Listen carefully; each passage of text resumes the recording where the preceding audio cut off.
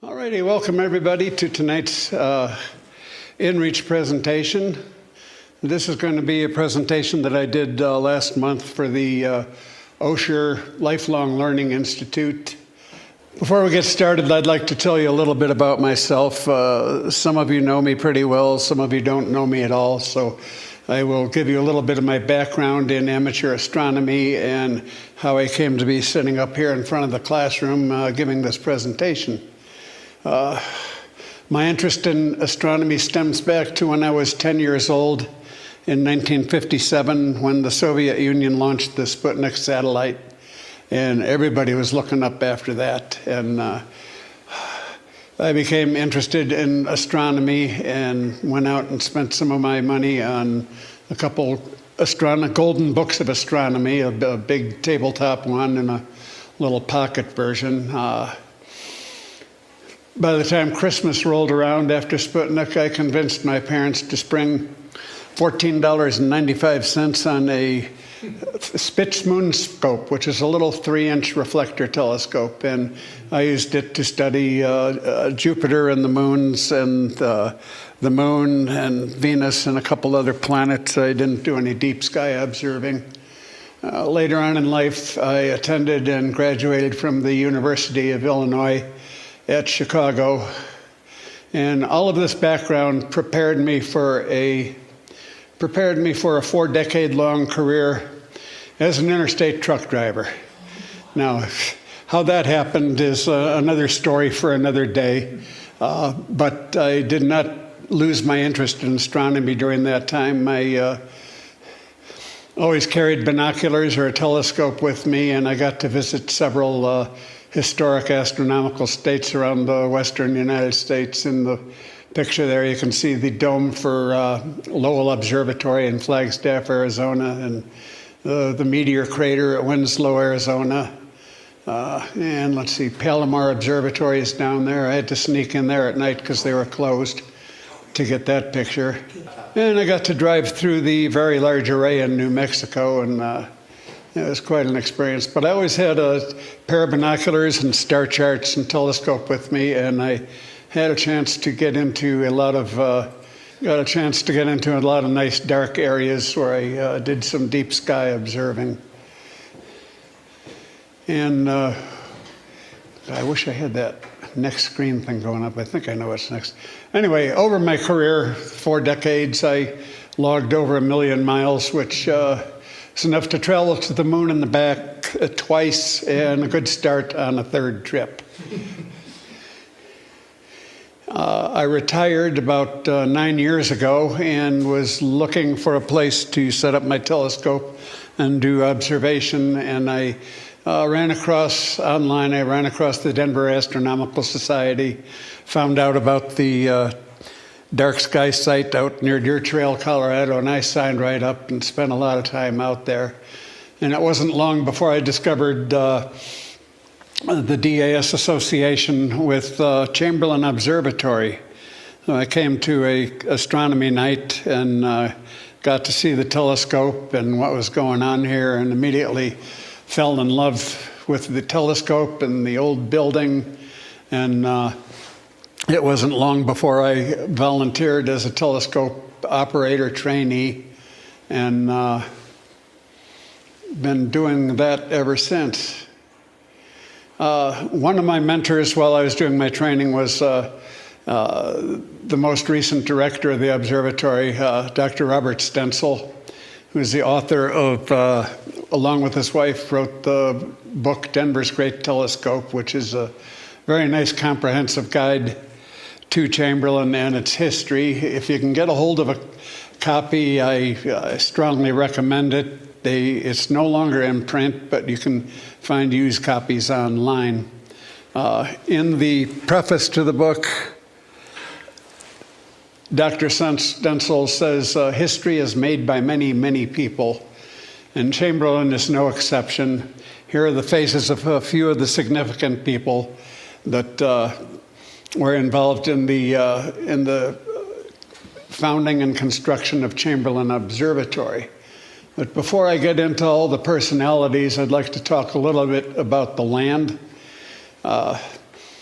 The top panoramic picture was taken about 1893 or 1894, and it shows the area in pretty much its natural state. Now, the natural state around here in University Park is a high plains desert, and it's dominated by sagebrush, tall prairie grasses, and where there's water, you'll see a scattering of cottonwood trees. Everything else that you see here today is all invasive species that were planted by the early pioneers that built houses here. They were required to plant shade trees if they put up a house. And that's why we have the urban forest that we have today. The property of Chamberlin Observatory has come under several jurisdictions. The most recent change was in 1952 when the park surrounding the observatory was sold to the City of Denver Parks District for the princely sum of $10.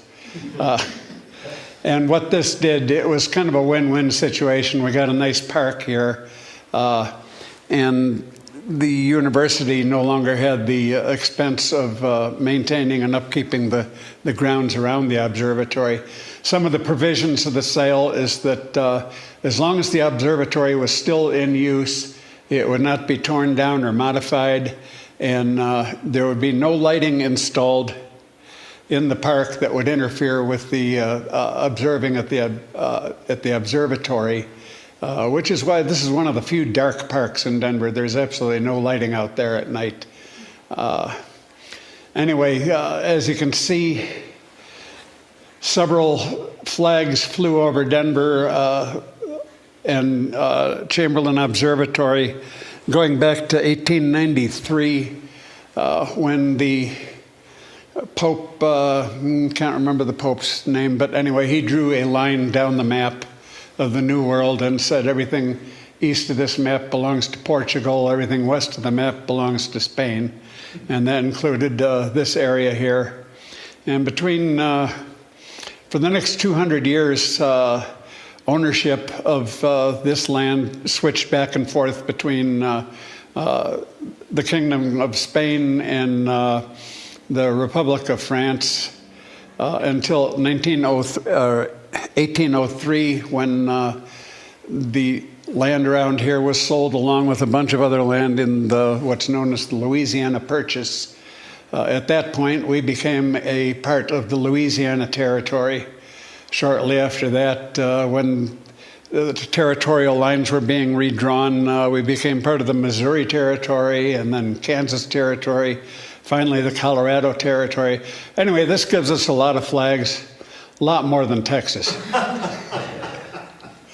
But above all, we must never forget that the land is originally the ancestral homeland of the Cheyenne and the Arapaho nations, and we should never forget that. Anyway, back to the people. I'm going to start with back up. I had a little bit of trouble when I started studying the history of Chamberlin, keeping all these people straight and when they lived, and I found it useful to construct a timeline showing when all of them lived, and it was mostly during the 19th century. The oldest one in there is Alvin Clark, who was born in, I think, 1802, and the last one to live was George Segmuller. He lived into the 1930s. But anyway, the one thing that all of these people have in common is that all of them were alive between the years 1861 and 1865. So, okay, audience, anyone know what happened then? No. Tell me. Civil War. Oh. You are right, the Civil War. They all lived at some point their lives during the Civil War, which affected the lives of virtually every American, some more than others. The historical people at Chamberlin, three of them, were very directly affected. The first chancellor of the reorganized Denver University, David Hastings Moore, was educated as a Presbyterian minister, and he volunteered to serve as a chaplain in the Army. And That didn't last long before they gave him command of several Ohio regiments, so he was actually involved in combat in the war. The architect of the observatory, who drew up all the plans, Robert Rochelaub, also enlisted as a sergeant. He was taken prisoner in the Harper's Ferry raid, and when he was released, he was elevated in rank, and he was wounded twice in two separate battles, and retired as a captain in the Union Army. Now, Humphrey Chamberlin, the namesake of the observatory, was only 14 years old when the war broke out. He was too young to serve, but he had been working at the time as a telegraph operator for the New York, Albany, and Buffalo Telegraph Company. He was a skilled telegraph operator, and he got volunteered into the Union Army as a telegraph operator, and he served at the combined headquarters of several Union generals. Now, the 19th century was a time of very much change. The Industrial Revolution was in full swing. Farming was just beginning to be mechanized, which freed up a lot of labor on the agricultural front. The railroads and telegraph system was expanding across the United States. Electricity was being harnessed for use in lighting and in electric motors. Photography, which in its infancy was in the early 1800s, by the middle of the 19th century, photography had progressed quite a bit and was being used extensively. And two more figures from the period were Queen Victoria of England and her consort Prince Albert. And at that time, Britannia did indeed rule the waves. They were the world leader in commerce and warfare and in science, and they were a world leader, and the Victorian standards of conduct also crept into the rest of the world. Prince Albert was a very strong advocate of the natural sciences and science and technology in general. One of his pet projects was the Great Exposition of 1861, which put on display cultural exhibits from all over the world, and England was the great industrial and mechanical leader of the time, and a lot of their equipment went on exhibit during this exposition. Now, while all of this progress was going on in the rest of the world, Colorado is still pretty much a backwater until the middle of the 19th century. But it did not entirely escape Victorian influences. And one influence in particular is that the Victorian style of dress at the time was top hats. All the men that were in style were wearing top hats that were made from felt. The felt was made from beaver pelts. Now, the trappers, the demand was so high that trappers on the East Coast had pretty much decimated the natural beaver population. There weren't any left to catch. Their eyes turned west to Colorado, where there were still plenty of the animals. So trappers set off into the mountains, and the result of this was, by the 1840s, there were a series of forts established along the Front Range that were not necessarily military forts, but they were there to provide protection for the traders. The trappers and Native Americans would come down from the hills with their pelts, and traders would come from the East Coast, and they'd meet at these forts, and they would have protection where they could trade. This legacy lives on in Colorado today in the names of a lot of our towns. Fort Collins, Fort Morgan, Fort Lupton are all named after old trading posts. This all went on until Colorado was still pretty much not much going on here until 1859 when gold was discovered at the confluence of the South Platte River and Cherry Creek. And this caused an ensuing gold rush similar to what had gone on in California 10 years earlier. And it's estimated that 100,000 prospectors came to Colorado in search of gold. Most of them didn't find any and they turned back, but some of them stayed, and the silver mining industry continued after the gold petered out. And a lot of people stayed in Denver, and it was starting to be a growing town. Now here's a controversial figure in Denver DU's history, and that's Governor John Evans. He was the second territorial governor of the Territory of Colorado. He was a close personal friend of Abraham Lincoln. He was a staunch abolitionist, and he was appointed right after the wars, I think 1865, he was appointed as governor of Colorado.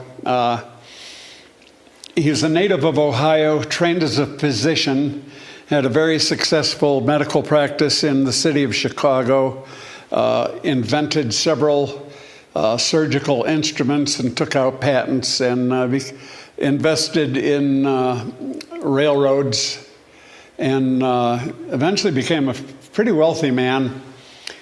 He was also a proponent of higher education, and he was one of the founding fathers of Northwestern University in Evanston, Illinois. Evanston named their town after him. And he came to Denver as governor and was appalled at the state of education. There weren't any schools. Here's the old governor's mansion and a couple other buildings, and this was the original home of the Denver Seminary, which was formed in 1862. You might want to fact check me on that. Denver Seminary was, in spite of its name, didn't have any religious affiliations. It was just an educational institute that was open to boys and girls of all ages. It only lasted about 2 years before it failed. It wasn't. Denver was still not very well populated at the time, and the school had to close down after 2 years. John Evans kept the school alive in the form of a charter and a board of directors, and they had meetings every year. And this went on until 1880, when Denver Seminary was reorganized as the University of Denver, and that was the beginning of the University of Denver, although they will claim 1862 as their beginning date, because that's when Denver Seminary was founded. David Hastings Moore, as I mentioned earlier, was educated as a minister. After the war, he went back to Ohio, his home ground of Ohio, and eventually became the president of Ohio Wesleyan University. And it was when he was at Ohio Wesleyan in Cincinnati that he became acquainted with Herbert Howe, the first director of Denver, first director of Chamberlin Observatory. Yeah. In the 1880s, classes were being held downtown at the original Denver University campus, which was at the intersection of 14th and Arapahoe, which is the current location of the Denver Center for the Performing Arts. A little warm for that.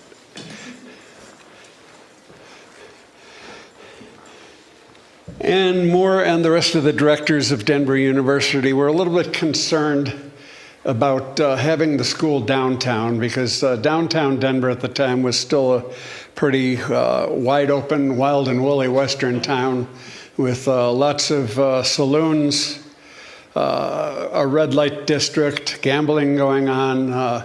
Cowboys would come in from the trail, miners would come down from the mountains, and there was a lot going on in downtown, and all of it was Moore considered this all to be a bad influence on his students.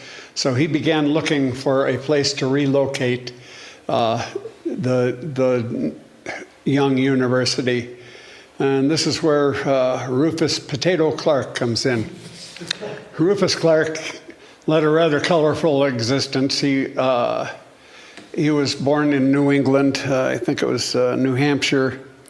And when he was a young teen, maybe 15 or 16 years old, he signed on a whaling ship and served on a whaling ship for about the next 10 or 12 years, sailing up and down the Atlantic, around Cape Horn into the Pacific Ocean, all the way up to the Bering Straits. At one point, he was shipwrecked and marooned on an island for a year before he was rescued.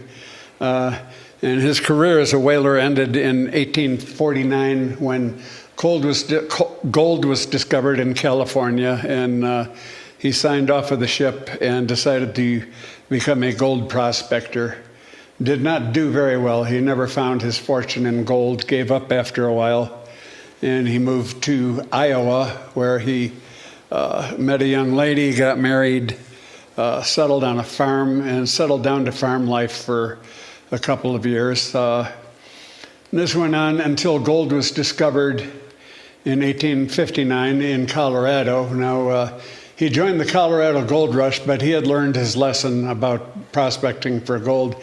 He was looking for opportunities in agriculture. You know, the Homestead Act had just passed, and he came to Colorado and staked out, I think it was a 160-acre homestead claim in what is now Ron Hranik's house. I mean, what is now Highlands Ranch, Colorado. You're in Highlands Ranch, aren't you, Ron? Okay. Actually closer to Lone Tree, but yeah. Oh, okay. Anyway, he was a very successful potato farmer. He ended up buying up a lot of homesteads around him and was quite a prolific and wealthy property owner, had a lot of people working for him. He was also an alcoholic.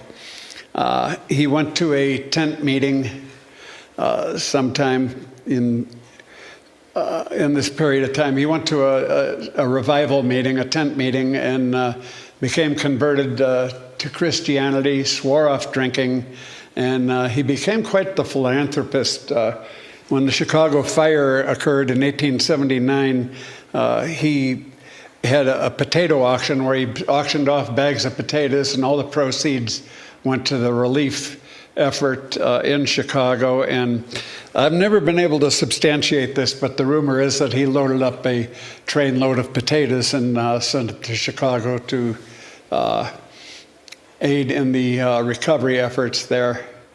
So when DU was searching for a new location, Rufus had already had some association with the leadership at Denver University, and he put together a consortium of other farmers, and they put together a patch of land that we now call University Park. It was called University Park back then.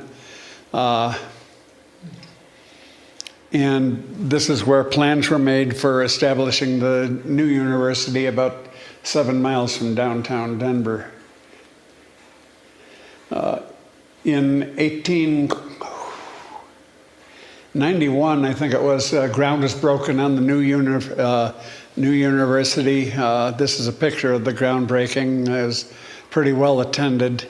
And shortly after that, ground was broken on the new observatory. And Humphrey Barker Chamberlin, the namesake of the university, is a native of England, born in 1847, emigrated with his parents as a child. He emigrated to upstate New York, where his father was gainfully employed as a cabinet maker, which is what he did in England. And as I mentioned earlier, Chamberlin, as a teenager, was a telegraph operator for the Union Army. After the war was over, he went back to New York and went to work in a pharmacy. And he did so well at it that in a matter of years, he had worked his way up the ladder and became the owner of his own pharmacy. And was doing pretty well for himself, but he had health issues. And his doctor recommended moving west to the cleaner air. And it was then that he came to Colorado. I believe it was in 1870 that he came to Colorado. Went through several career iterations and ended up as a real estate investor and real estate speculator. He was buying up plots of land from bankrupt farmers and dividing them into housing lots and making trips back to the East Coast to the big cities and having these big meetings where he was selling housing plots. And eventually he became, if not the wealthiest, one of the wealthiest individuals in the state of Colorado by the late 1880s. This lasted until 1893, when he had a lot of money tied up in silver mines and in property. And in 1893, the government reverted from silver standard to gold standard, backing up the dollar. Silver prices plummeted, silver stocks plummeted. Denver was basically a silver mining support town at the time. Property values went down. Chamberlin ended up filing for bankruptcy. Now, at this point, the observatory building had already been built and paid for. Chamberlin served pretty much as the construction superintendent, and he pledged $50,000 to the university to build the observatory. Now, that doesn't mean he sat down and wrote a check for $50,000. He pledged to pay the bills as they came in, which is what he did. When bills came in for labor and materials, he wrote checks then. So by 1893, the building had been constructed already, and everything was paid for, and that's when the silver crash occurred. Chamberlin went bankrupt and could not afford to pay for the telescope lenses and the mounting for the telescope and the other equipment in the observatory. This job fell upon Herbert Alonzo Howe, the first director of the observatory. Alonzo Howe was a child prodigy. He was born in New York, moved to Chicago as a child when his father accepted a position with the University of Chicago as a mathematics professor. Chamberlin whizzed through high school and went to college at University of Chicago, and at the age of 16, he graduated with honors with a bachelor degree in mathematics. He went on to do his master's degree work at Cincinnati University, and that's where he met David Moore. They became acquainted, and when Moore was offered the chancellorship of Denver University, he convinced Howe to move with him to Denver and join the faculty of the newly reorganized Denver University. At that point, Howe became he wore a lot of hats. He was professor of mathematics, physics, astronomy, and surveying. And when Chamberlin went bankrupt, it fell upon him to become also a fundraiser. He invested a lot of his own money into equipping the observatory, and he held fundraising events and managed to raise money to pretty much pay off the debts to the Clarks and Segmuller for the equipment. At some point in 1891, I believe it was, after Chamberlain had made his pledge to the university, he suggested to Herbert Howe that he take a trip to the eastern United States and visit as many observatories as he could and get ideas for the construction of their buildings and the equipment that they were equipped with. And the one that really impressed him was Goodsell University at Carleton College in Northfield, Minnesota. The observatory had just opened, and like I say, Howe was really impressed with the architecture and decided to have Chamberlin Observatory designed along those lines.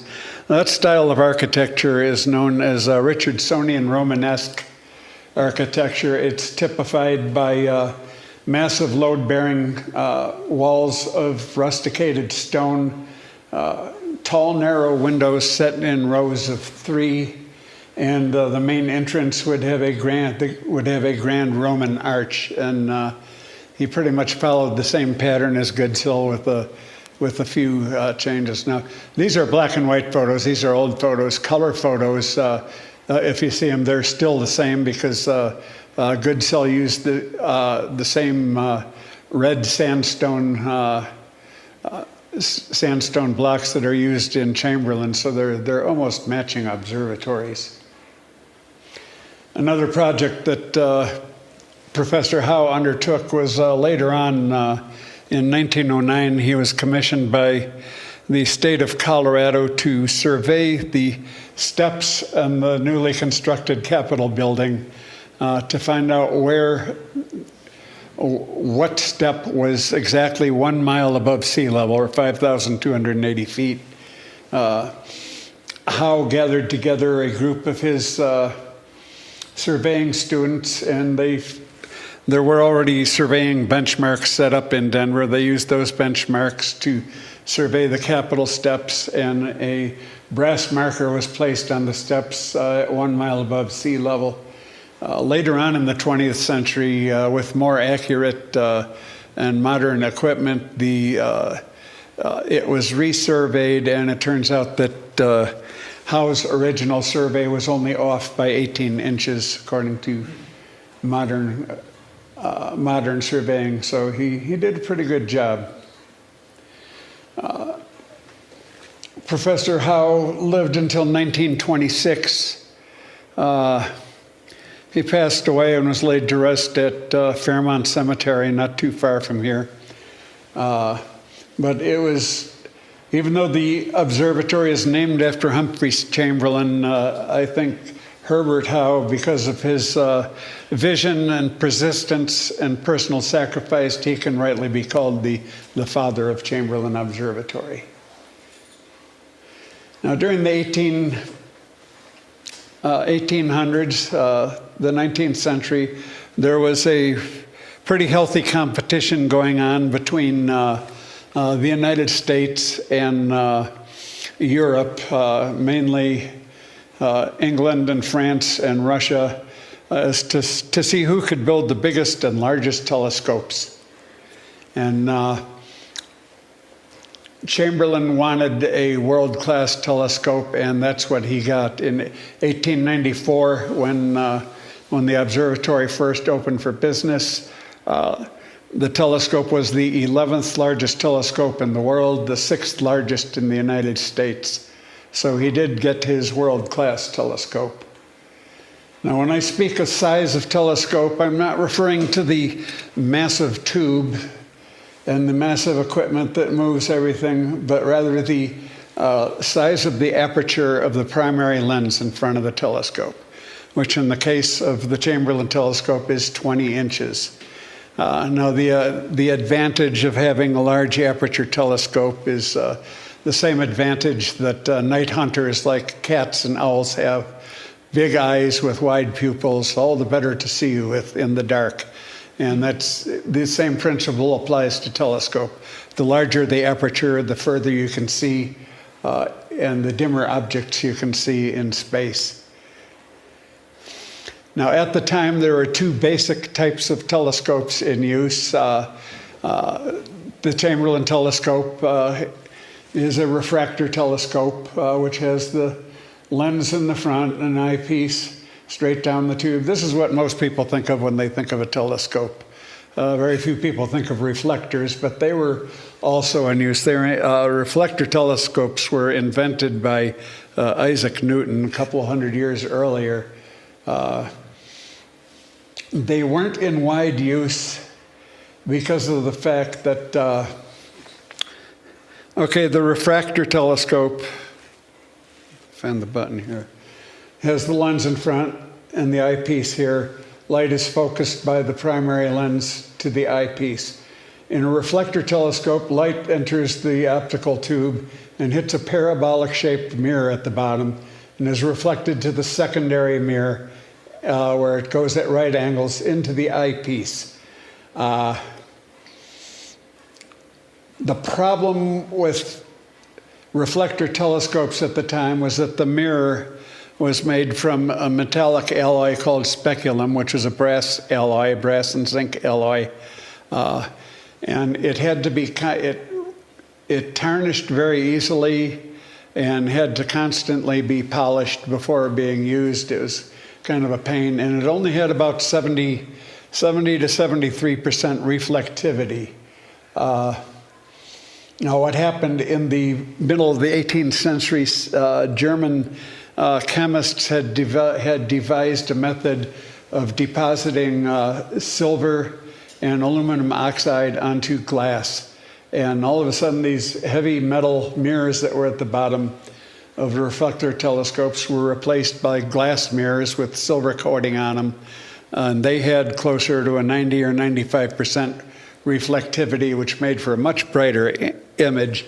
And the advantage that they had is that the objective lenses on refractor telescopes were limited in size because of the edge of the glass. The edge of the glass was thinner, and glass is heavy, especially when it is loaded with lead like these lenses were.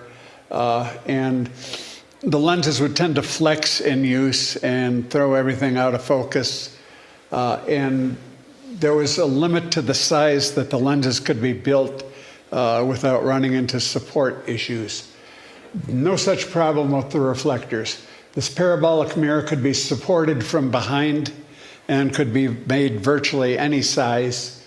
In the early 1900s, here's two examples of large reflectors that were built. These telescopes are both at Mount Wilson Observatory in California.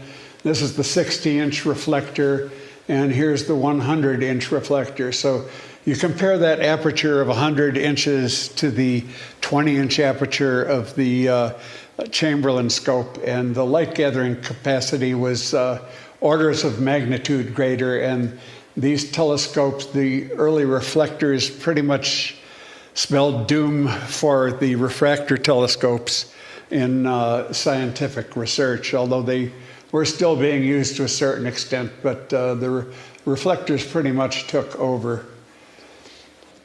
The lenses for the Chamberlin telescope were fashioned by Alvin Clark.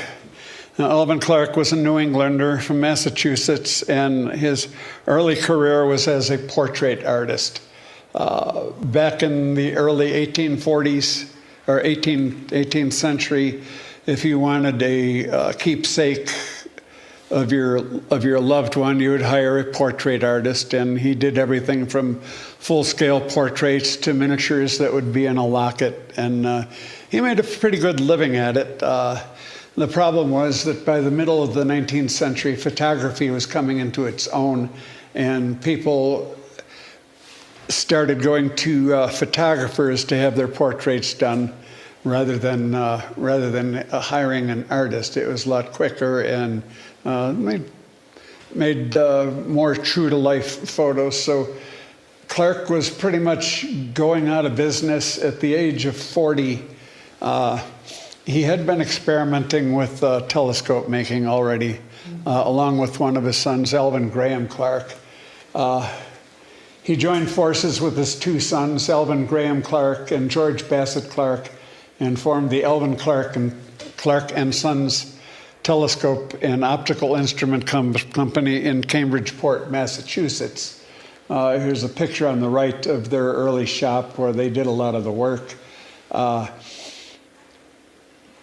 Clark was really a perfectionist, and he was an artist in figuring refractor lenses, especially big ones.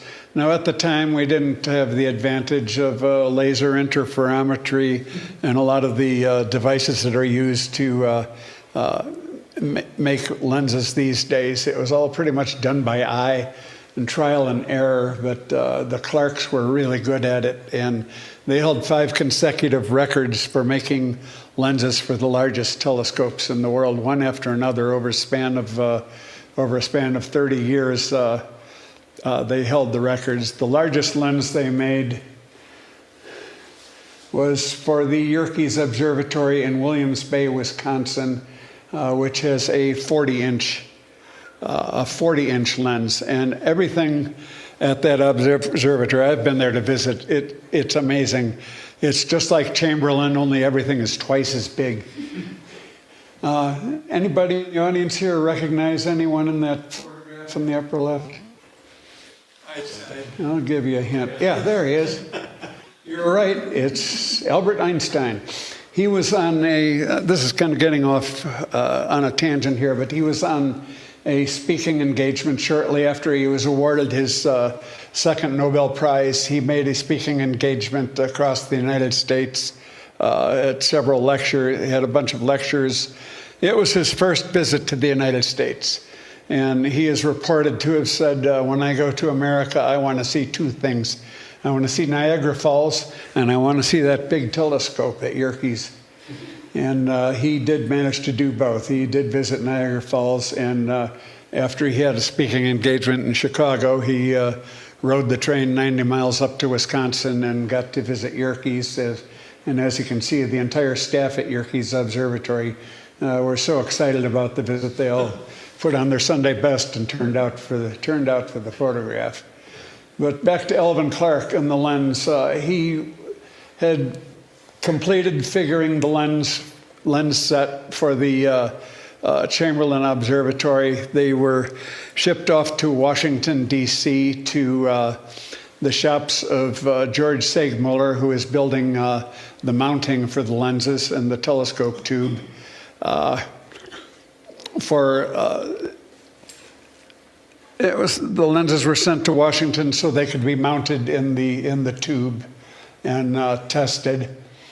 And after that, the lenses were taken out and were going to be shipped to Denver by rail freight. And Herbert Howe was not hearing anything about that. He did not trust the freight people to handle the precious lenses, so he went to Washington and booked a return trip on a sleeper berth compartment and accompanied the precious lenses all the way back to Denver.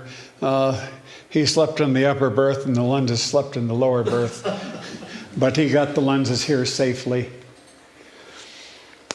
Another personality involved is Robert Sawyers Rochelaube. As I mentioned earlier, he was a Civil War veteran. After the Civil War, he studied architecture. And in, I believe it was 1870, shortly, about the same time the railroad came to Denver, he saw opportunity. He saw opportunity to come to Denver and work as an architect. He was the first licensed architect in the state of Colorado. He had a contract with the city of Denver to design a lot of schools. He was also an instrumental figure in establishing Denver's first building code. And he has 7 structures that are listed in the Register of Historic Places, including the Central City Opera House, which he designed, University Hall here at DU, and the First United Presbyterian Church downtown, right across Broadway from the Brown Palace Hotel. Beautiful old church. What's the Trinity? Trinity. I can never get that straight. Sorry, I remember there. Thank you. Sang in the choir for a long time. All right. Anyway, he designed all these buildings, and he worked hand in hand with Professor Howe, designing the observatory to his specifications and drawing up all the plans. And the next person I would like to talk about is George Segmuller. He was born in Bavaria, what is now Germany. Went to technical school in Germany and became a master machinist. He moved to England for a short while and then hopped the ocean to the United States and went to work for the U.S. Coast and Geodetic Survey in their instrument shop, building surveying instruments, surveyors' transerts and theodolites. And he died on the same day he was born. Yes, he did, as a matter of fact. I knew somebody else that happened to. Yeah. Anyway, at the time, the Louisiana Purchase land was being, the USGS had already made a precise survey of all the coastline of the United States. They wanted to survey all of the land that had been acquired from France in Louisiana Purchase. They sent out an army of architects, and there was a excuse me, there was a high demand for surveying equipment. So Segmuller partnered up with another fellow German, Camille Fauth, and they figured there was enough business to go around. They formed the Fauth and Company, producer of surveying and astronomical instruments, and they did pretty well in that. Segmuller made a lot of money. His main income was from surveying instruments, but he always had a soft spot for doing astronomical instruments. As I mentioned earlier, when Chamberlin filed bankruptcy, he owed Segmuller a lot of money for the work that he had done already on the telescope. Segmuller convinced Herbert Howe to come to Chicago during the 1893 World's Fair, the Columbian Exposition, celebrating the 400th anniversary of the discovery of America by Columbus. And Howe spent some time at the Fauth and Company exhibit at the fair. Now, also at the fair, the Yerkes telescope, which I mentioned earlier, was on display. And this was just the pier for the telescope, the equatorial mount, and the tube. The lenses were still at Alvin Clark's shop in Cambridgeport, Massachusetts, being figured. So the telescope was not functional, but it made a nice, pretty display. Now, I haven't been able to substantiate one way or the other, but I have heard that the Chamberlin telescope was also on display at the Columbian Exposition, but so far I haven't been able to substantiate that. Segmuller was responsible for all the mechanical equipment in the observatory other than the lenses in the telescope. He built the telescope, the optical tube. He built the support system and the equatorial mount for the telescope.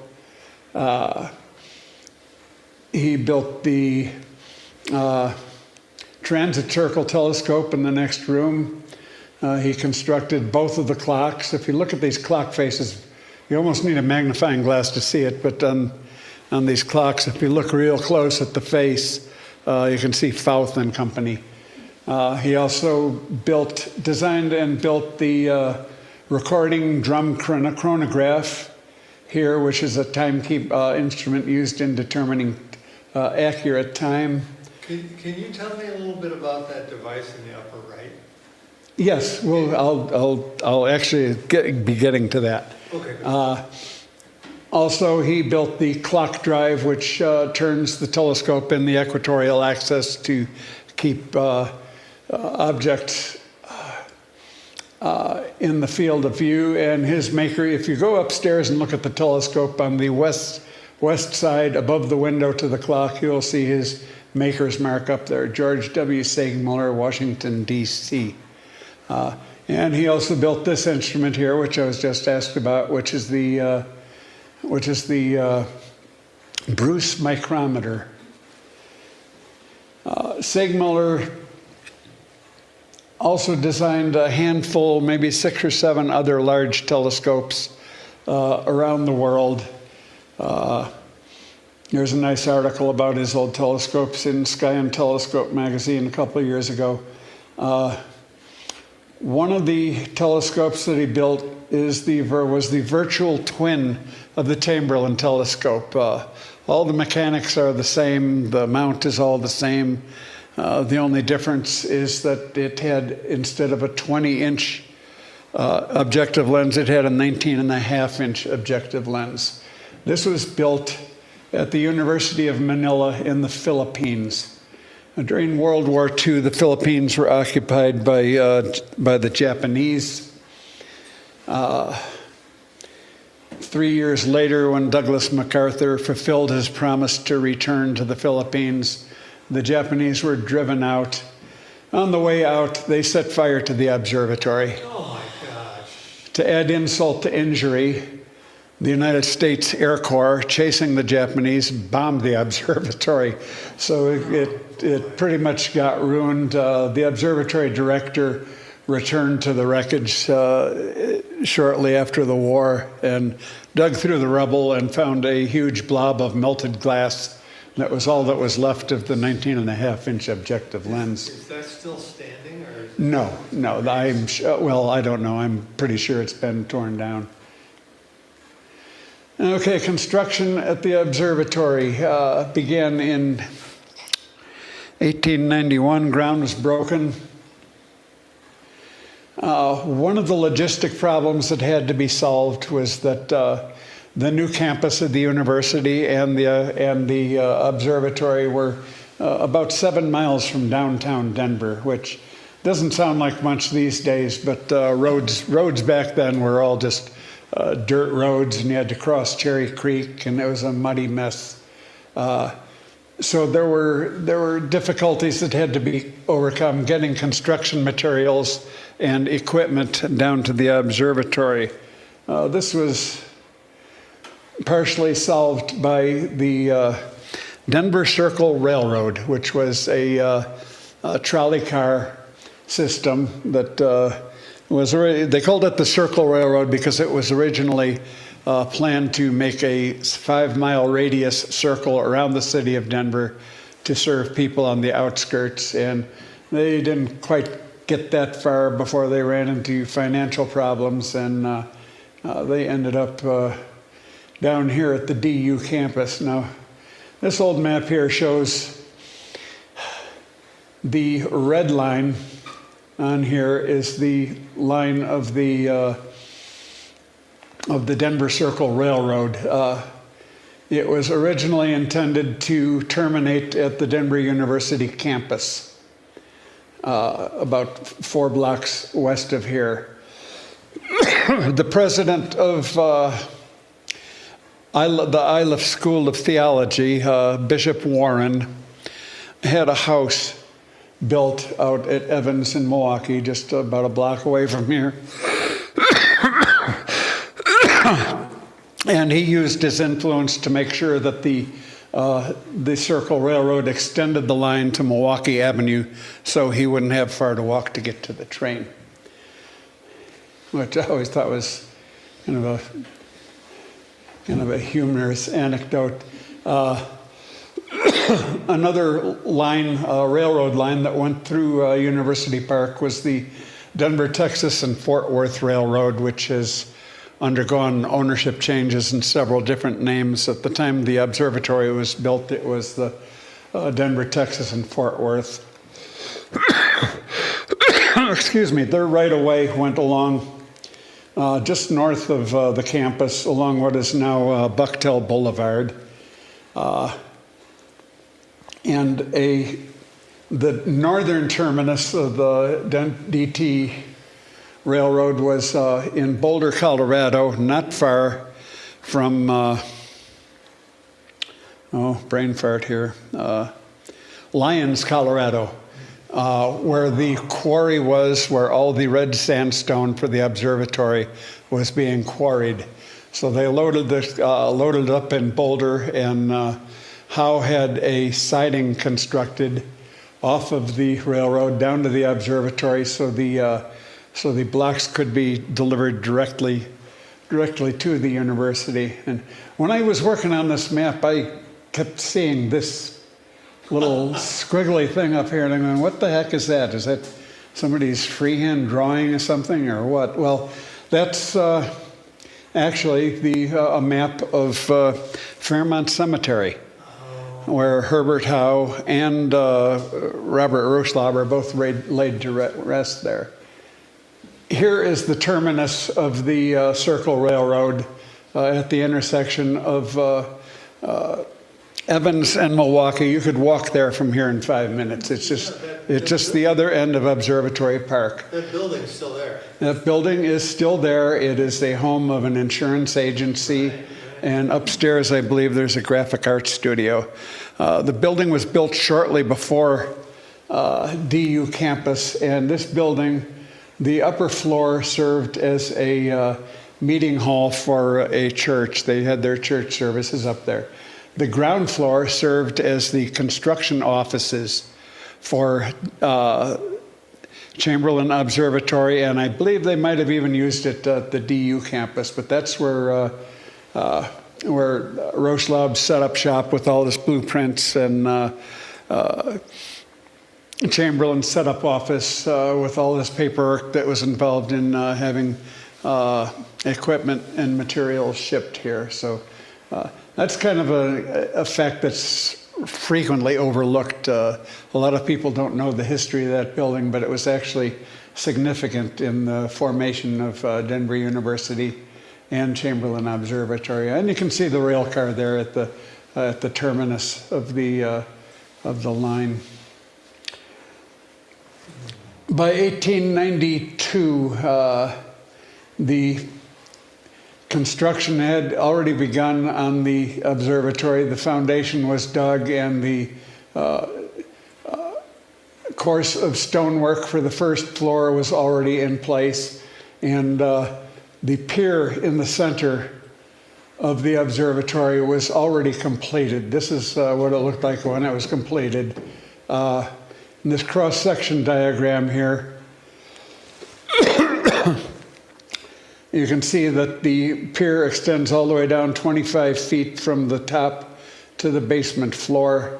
It's constructed from the same red sandstone as the exterior of the building, and it's basically a big chimney filled with backfilled with rocks and gravel. Estimated weight 320 tons, which adds to the stability of the telescope. Now, under high power, it's very easy for stray vibrations to set up in the telescope and spoil your view. So the pier is designed so that it comes close, but at no point it actually comes in contact with the rest of the building. It's designed as an independent structure. It's right here. Isn't it? And it's also the reason for the big square wall in the middle of this round room. That behind that is the pier. The dome, after the stonework was done, the dome went under construction. It's made from galvanized iron and sheets of iron covering the spans, all sealed with lead solder. The whole dome is designed on casters, so it can be turned, and the telescope can be aimed at anywhere in the sky. And the dome rotation, well, we'll let the movie tell the story.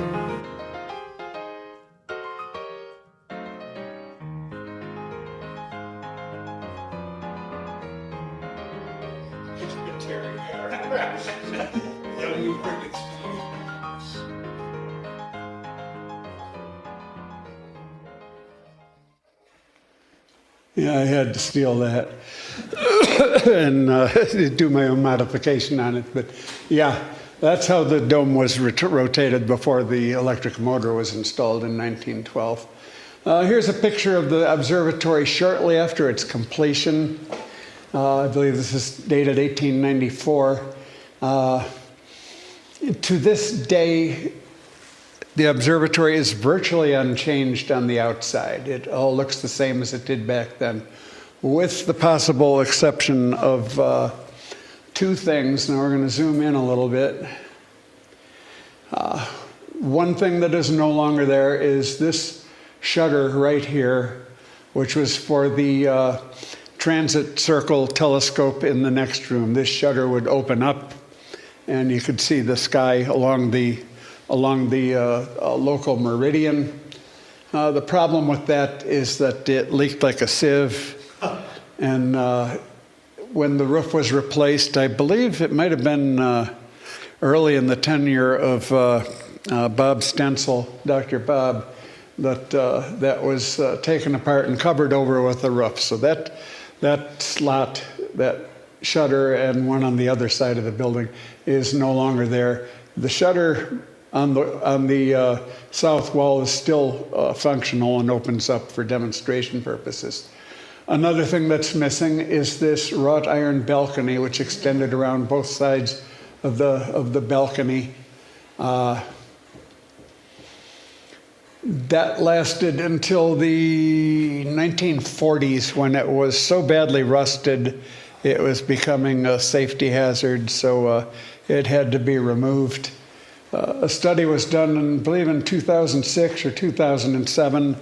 A study was commissioned by Denver University and the Denver Astronomical Society.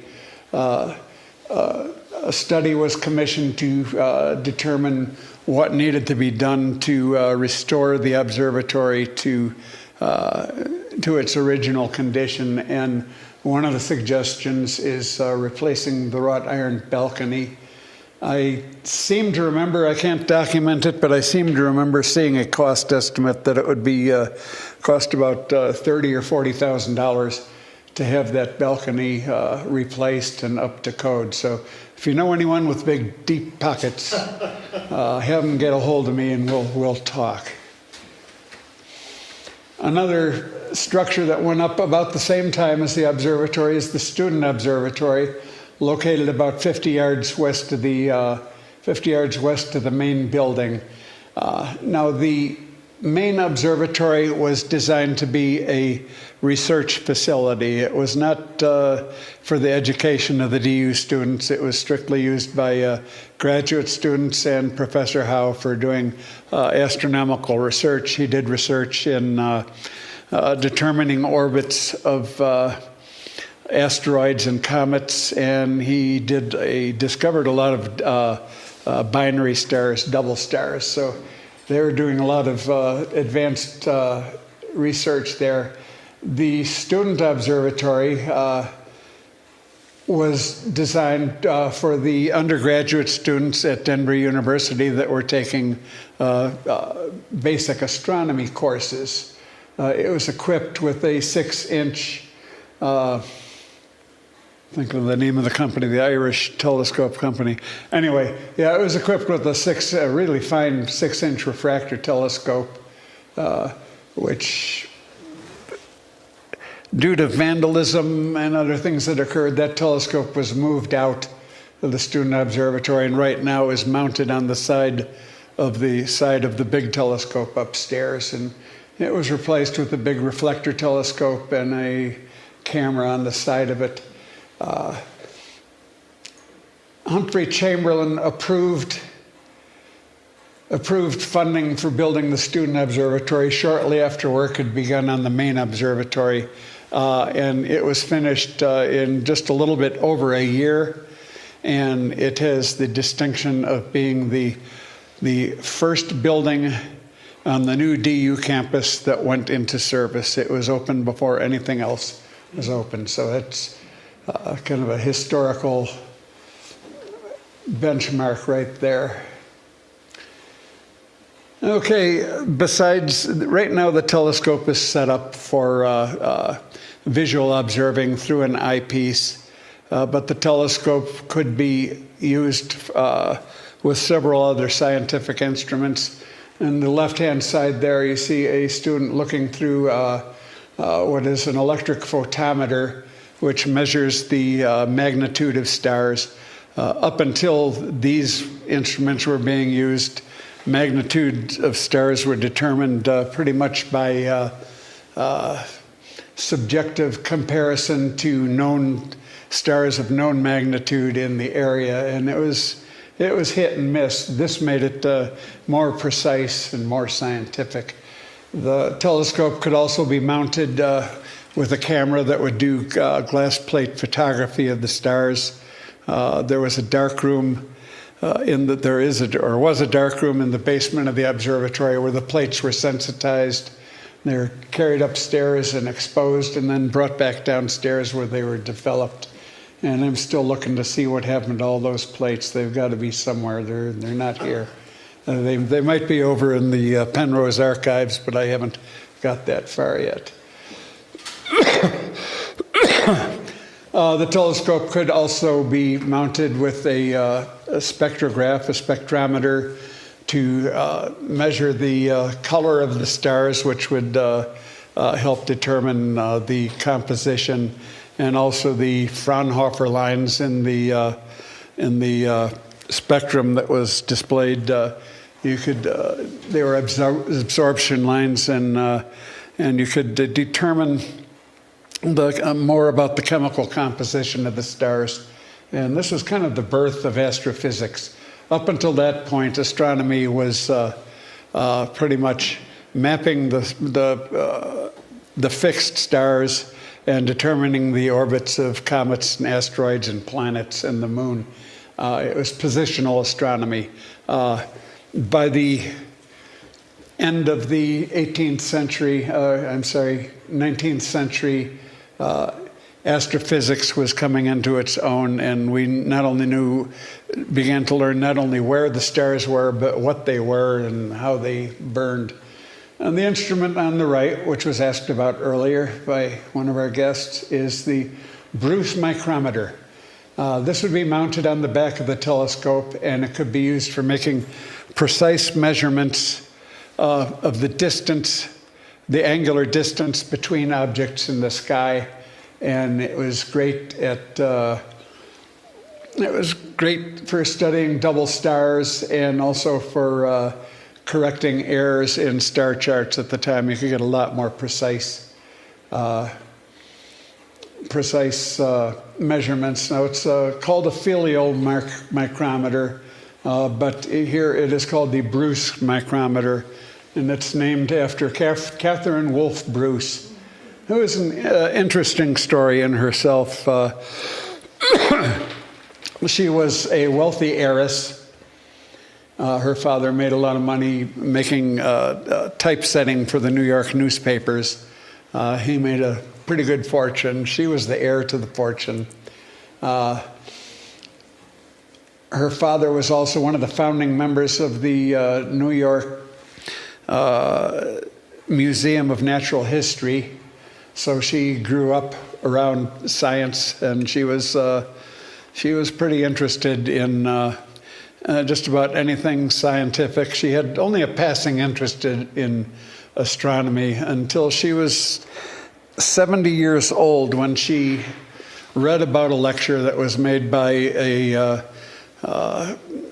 famous astronomer in America in the 19th century, Simon Newell. He was a professor of astronomy at Johns Hopkins University, and he made the bold statement that the science of astronomy is complete. There are no new discoveries to be made.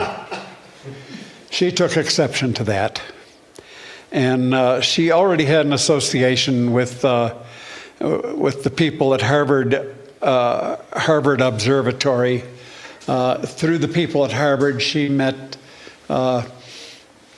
the Clarks. She met Alvin Clark, the lens makers in Massachusetts, and Clark, building all these telescopes around the country, had contact with a lot of astronomers. So Catherine Bruce asked Alvin Clark to put her in touch with any astronomers around the country that might need funding on their research. So for the final 3 years of her life, she became an astronomical philanthropist, gave away a lot of money. She spent a lot of money at Harvard, built them a big 13-inch telescope up there. But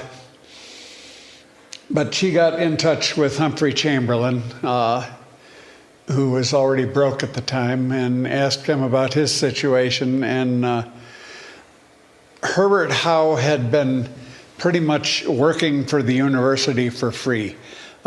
He was supposed to be getting a salary, and the university never had enough money to pay him. She paid his back salary for a year and set up a fund where his salary would be covered until her death. And after her death, Catherine's sister Matilda became executor of the estate, and she continued making annual contributions to Herbert Howe until she died in the early 1900s. She also paid George Segmuller. She paid the expense of building the filial micrometer, which was indeed named after her, the Bruce micrometer. So she paid for that instrument. She also set up the Astronomical Society of the Pacific, which is still in existence today, and makes an annual cash award along with a gold medal to one person or a group of people for significant advances in astronomy. It's considered to be the Nobel Prize of Astronomy, and it's still going on to this day, being awarded every year. Chamberlin has had the advantage of having a lot of support from the university, from the Denver Astronomical Society and the Colorado State Historical Society. What happens when you don't get that support? Well, this is what happens. A lot of the early 19th century classical observatories have fallen into ruin and disrepair, and it's kind of a shame. But you can't save them all, I guess, but we're lucky that this one still exists. And part of the reason for that is two protections that we have. In 1980, Chamberlin Observatory was listed in the National Register of Historic Places. And in Chamberlin's Observatory's 100th anniversary in 1994, it was designated as a historic landmark by the city and county of Denver. So these kind of give us a little bit of protection against the observatory falling apart and falling into disrepair like those other ones that we saw. Chamberlin Observatory also has had a little bit of influence in the neighborhood around us. Upper left-hand corner, this wall mural is in the dining room of none other than the world-famous McDonald's restaurant at the corner of Evans and University. And I haven't been in there in a couple of years. I assume it's still in there. Almost directly across the street is the Total Wine and Spirits Company, a big fancy liquor store. On the south side of their building that doesn't have any windows, on the Evans Street, there is a kind of a 3D mural on the wall with a little tiny Chamberlin right in the middle. By little, it's probably 4 or 6 feet tall, but compared to the rest of the artwork. But that's still there. And directly across University Avenue from the Newman Fine Arts Center is the Observatory Flats apartment building. So we have a little bit of influence on the neighborhood.